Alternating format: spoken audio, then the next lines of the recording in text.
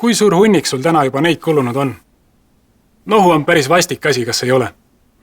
Ega ma kindla peale ei tea, kust kohas sa oma nohu said, aga ma pakun, et see on seotud sellega, et sa ei pestnud piisavalt oma käsi.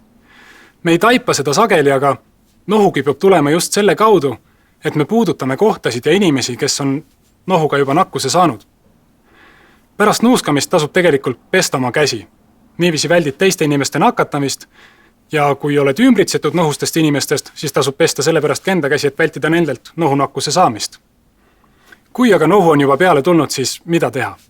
No esimese asjana tasub enda nina loputama hakata. Selleks on erinevaid variante, on olemas soolaveesid, mis on väga tugevad ja võtavad turset alla, või siis sellised, mis on timmitud täpselt paika sinu enda keha vedelikega, et mitte nina ärritada. Nina ei tasu kindlasti loputada lihtsalt kraanivee või destilleeritud veega. See võib hoopis nina ärritama hakata. Kui nina loputamisest aga ei piisa ja nina on ikkagi kinni ning tatine, siis ei maksa karta tugevamaid nohuravimeid. Kui sa ei saa enda tatti välja nuusatud, siis koguneb see kõik põskkoobastesse ja sellest võib tekkida vastik põletik, palju raskem haigus kui lihtsalt nohu.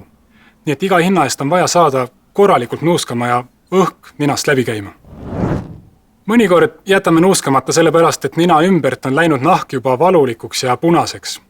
Selle vastu on samuti apteekides olemas erinevaid salve ja kreeme, mida peale määrida ja mis teevad nuuskamise uuesti mõnusamaks niiviisi, et saaksime nohuga tegelikult tegeleda. Kas sellest videost oli sulle abi? Kui jah, siis jälgi meie kanalit ja nii saad näha ka teisi sarnaseid videosid. Kui sul on lisaküsimusi nohu kohta, siis pane siia kommentaari.